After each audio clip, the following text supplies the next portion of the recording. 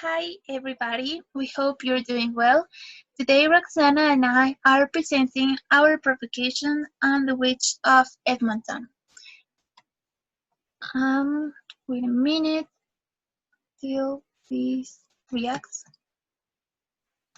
Okay, The Witch of Edmonton is a tragicomedy written by William Rowley, Thomas Secker, and John Ford. So, as you might have noticed, it is collaborative writing, and it was first played by Prince Charles Men Company at the Cockpit Theatre in London in 1621.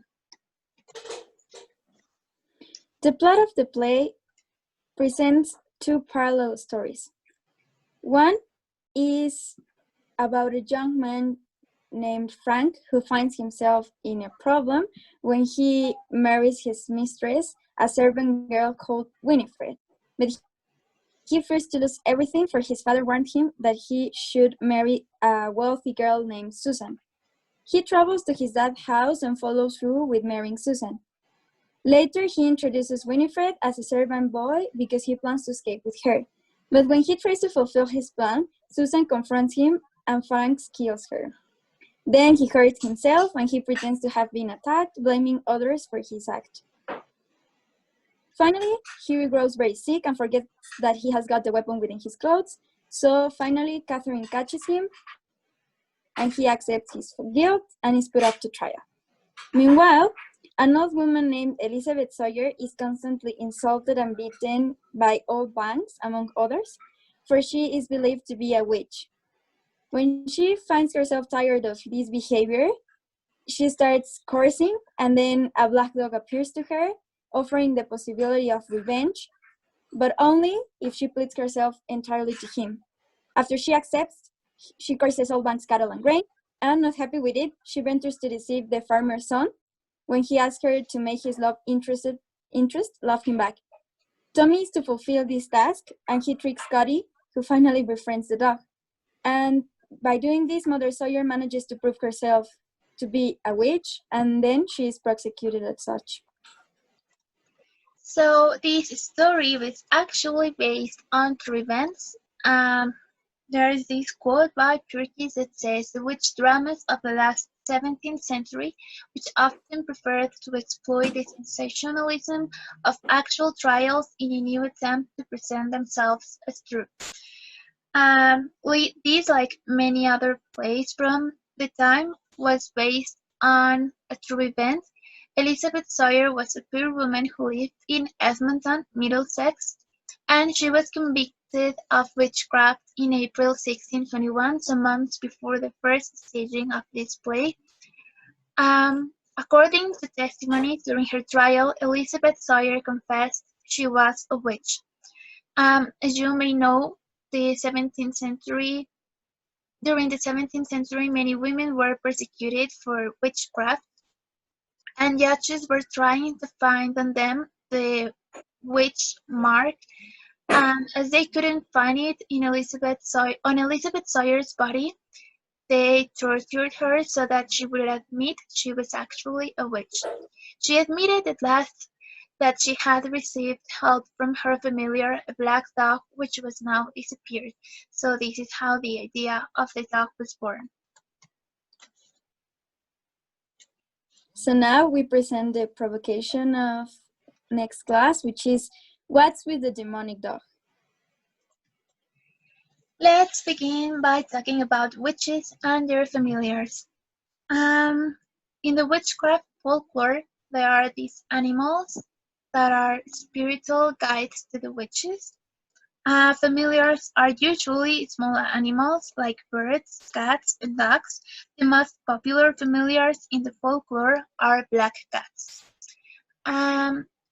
In some cases, the familiars are inherited through the witch's family, and some other times the witch makes an agreement or pact with the familiar to obtain its powers and favors, like it was Elizabeth Sawyer's case. There's this quote we got from Unknownest Dog Yet, performing The Witch of Edmonton by Roberta Barker. And it says, the play speaks very directly to the beliefs and anxieties the age that gave it birth. It represents an especially vivid manifestation of the early modern preoccupation with familiar threats. So as you might see, this idea was very popular back in the 17th century. There was this fear that the evil lived within animals and that life with animals was dangerous because you were living between the scenes and the evil, and you didn't know if any demon could hide inside of the animal. And well, knowing more about familiars made us have more questions about this play, like why is Elizabeth familiar a dog? Why isn't it a cat or a bird or any other animal? And yet the dog is a black dog. And what happens with the name White Thumb? Regarding black dogs, we know that they are linked to devilish connotations. Take, for example, the term hellhounds, which are black dogs from hell who come to the world to recollect souls. No other place in the world holds more legends or sightings of black dogs than the United Kingdom. Also, dogs are known for being man's best friend. Some of these encounters with black dogs led to death and others to salvation, as some claim that they were protected from robbers by the apparition. Among these claim of encounters with black dogs, we have one about an attack by a black dog, which happened during a service, and a black dog attacked and killed several of the attendants, then robbed some stuff from church and then ran away. And we have another type of encounters with black dogs, which travelers often told to be sighting these black dogs among the road, but some of them were attacked and most of them were protected by this apparition. And we found these images in which we found the cover of an account of attacks perpetrated by black dogs. And we found this image in the yes, that's it. And the other one is the one from the attack at the church in which we see the black dog. And the one in the up in the right side of that one is about a very known folk tale about a black dog in England. So let's talk about The Witch of Edmonton as a domestic comedy. Another quote by Barker says, the play offers not an idealized rural idyll, but a convincing representation of the language, the activities, and the social organization of early modern English country society. So as you may have noticed, this play represents very well the life in the country in England during the 17th century.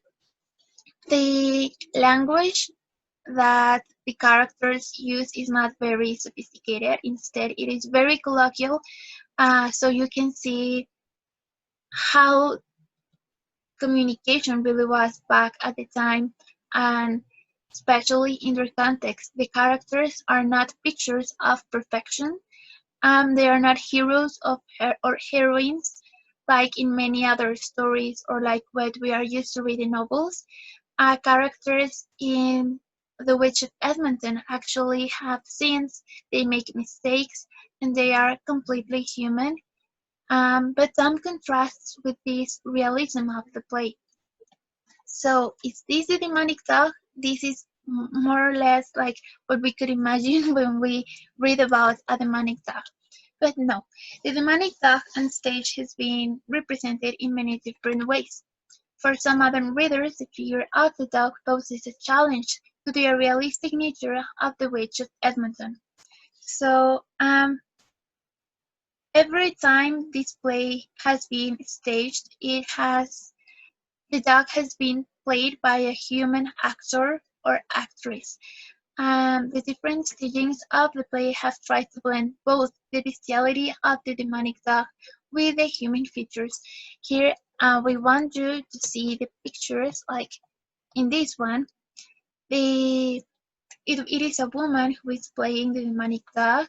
Her black outfit um, is part of the representation of Dawn.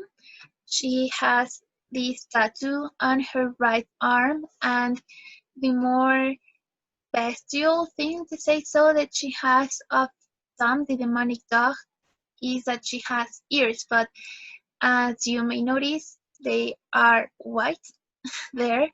So in this case, it is she's blending both the dog and the human features in a very modern way.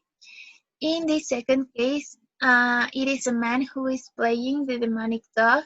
He is wearing a completely black outfit, and here I want you to notice this: the head, the upper part of the head is covered by a mask of a black dog that is showing its teeth. It looks like a very angry dog, but the lower part of the face is completely exposed, so you can see the human teeth, the human mouth, and yes, we can appreciate both the dog and the human.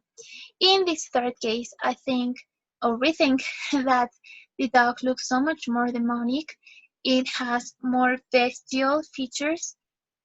It is completely black, and it has, like, these are supposed to be dog ears, but here he has ears like if they were elf's ears.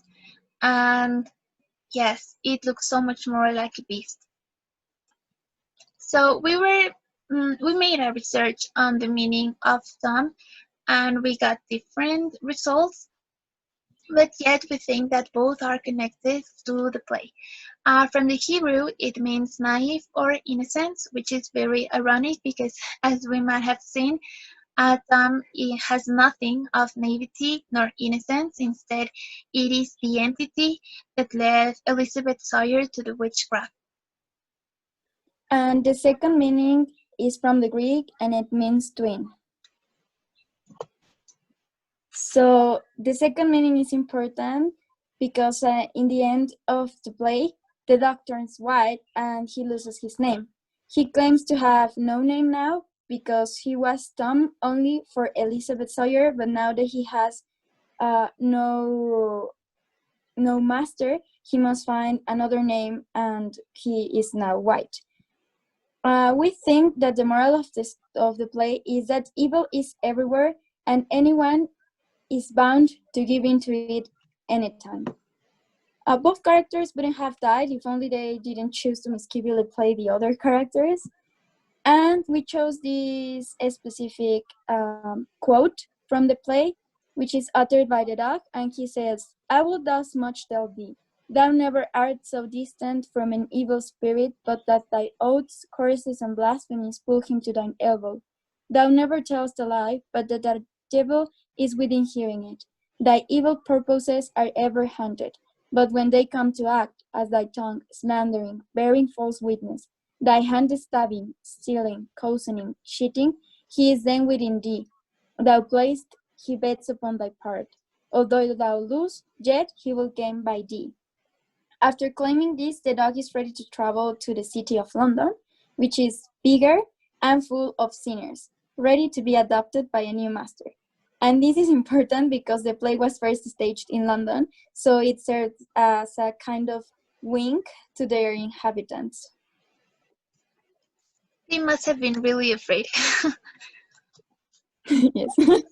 So now we want you to discuss what we have just said about the demonic dog.